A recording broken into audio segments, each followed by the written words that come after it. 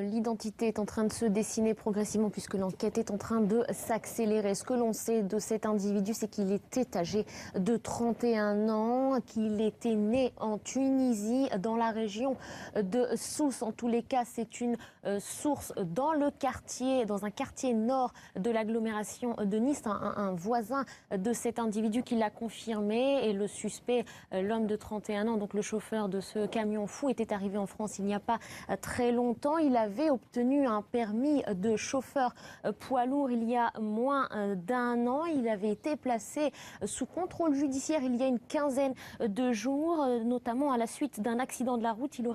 Il se serait endormi au volant et il aurait percuté plusieurs véhicules. Voilà, cet homme est donc originaire de la région de Sousse en Tunisie. Il résidait en France depuis quelques années. Il était en instance de divorce ou de séparation avec son épouse. Il était le père de 3 enfants. C'est ce que l'on apprend au compte-gouttes. C'est des éléments, des informations qui nous arrivent de nos sources sur place au compte-gouttes aujourd'hui aux alentours de 12h30.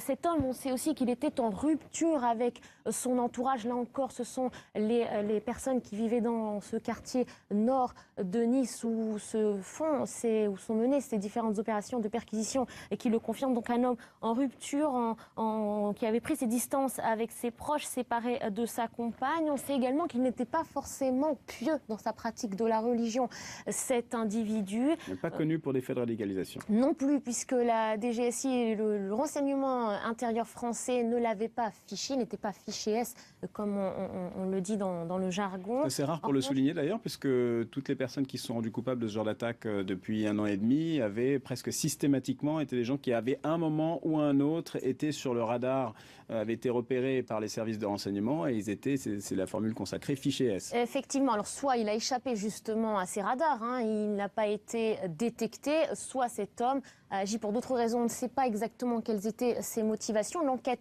le déterminera. Les éléments qui sont en train d'être recueillis dans son appartement, puisque les opérations de perquisition sont encore en cours, des hommes de la PJ, des hommes de la BRI sont en train de fouiller son appartement et celui de son entourage proche. On peut éventuellement en déduire que voilà, les appareils qui vont être retrouvés sur place, les ordinateurs, les téléphones portables permettront de faire la lumière, savoir si cet homme a agi seul, spontanément, dans un acte de folie, ou si au contraire c'était une opération minutieusement orchestrée, s'il a été mandaté par un quelconque groupe, même si encore à l'heure actuelle, attention, aucune revendication n'a été formulée. Oui, c'est important de le rappeler. Effectivement, aucune revendication pour l'heure. Donc on en saura un petit peu plus et sachez que le procureur de la République de Paris, François Molins, donnera une conférence de presse, un point presse à 17h ce soir, puisque je vous le rappelle, c'est la section antiterroriste du parquet de Paris qui s'est saisie de cette enquête. On sait également, encore une fois, on le rappelle, que dans l'habitacle de ce camion, de ce poids lourd, ont été retrouvées des armes factices, une grenade inopérante, mais une arme était bien